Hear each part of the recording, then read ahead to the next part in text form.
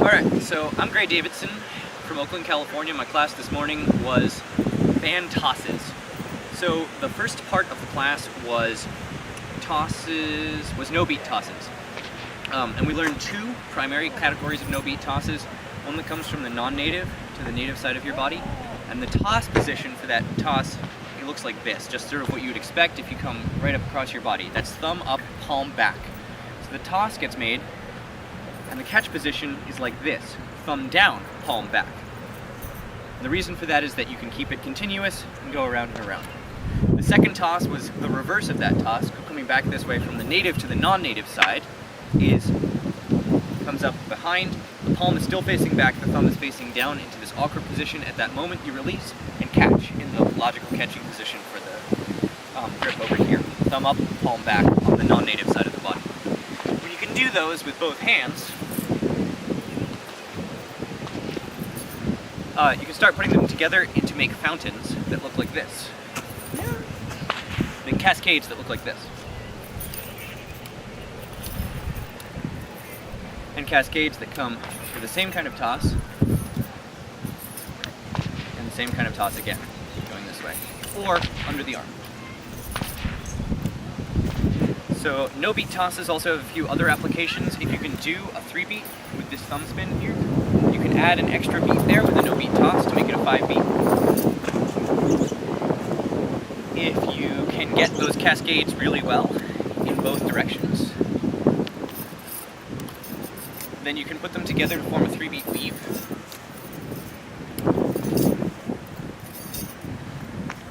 So I think basically does it for no beats. Oh, on no beats you want to do the tosses as often as possible from extension to extension.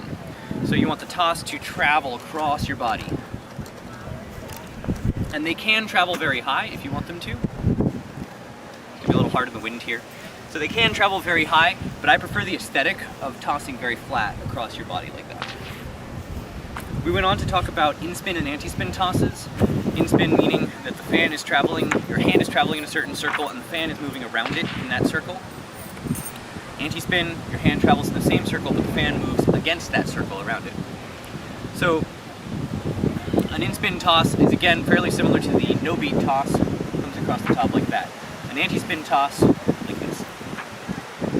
Learn to throw and catch these again from extension and learn how to give them just enough momentum and emphasis that they'll come around and the handle will come right to your hand over there. It doesn't have to work every single time. And as you add more and more beats to these, so those were 1 beat in spin and anti-spin tosses, as you add more and more beats, the emphasis is going to be less on grabbing the handle perfectly out of the air and getting your hand onto the fan in some way. When I perform, I always use gloves so that I can grab the tips of the fan if I need to, grab anywhere within the lattice work. My fans are designed with a lot of interior space so that I can grab with my fingers through them almost every single time. So, tosses with uncommon axes of rotation. All the tosses covered so far rotate around this axis. Fan. We can also rotate around this axis of the fan, and tosses that utilize that are, such as this one, comes straight up in front of you, and if you push with your thumb, the fan will come around and you can catch it just like that. If you push with your fingers, you can still catch it, but you have to switch your grip from thumb up to thumb down, and the grip will come to your hand. Thumb, fingers. So that toss can be done traveling across the body also, like that.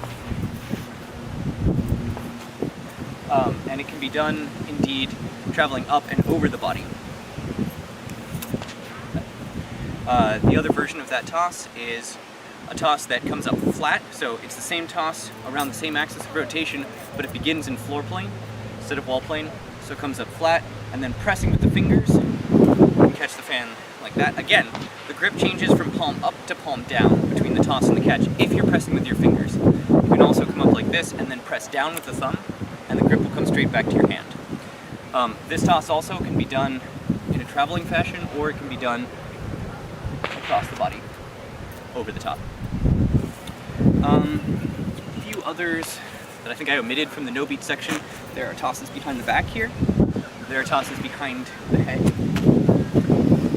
And the tosses that you have to lose track of, that you don't get to look at while you're throwing them, those are going to be the hardest ones by far, and you're going to end up dropping your fans a lot while practicing them. So use practice fans or use older fans you don't care so much about.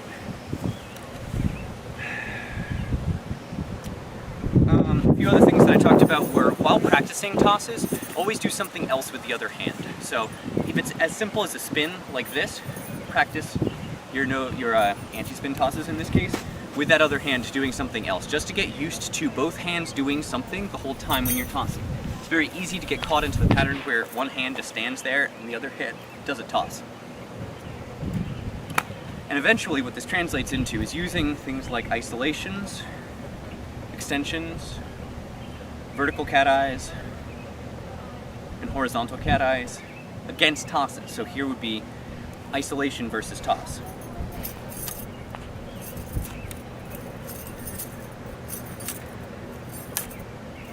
Which I only figured out how to do yesterday, so it's still rusty. Occasionally we'll want to toss fans in sequence in moves like this one. Is supposed to be doing while you're making the toss. One toss that I covered today that talked about using both fans at once is called the multiplex, and in order to do it, we set our grips offset like this and hold on to both of them. It's a really nice way to begin a set as you walk out onto a burn field. Two grips are held like that, and because they're offset, when you throw them, the fans will separate in the air. We'll see if I can do this in this wind. Like that.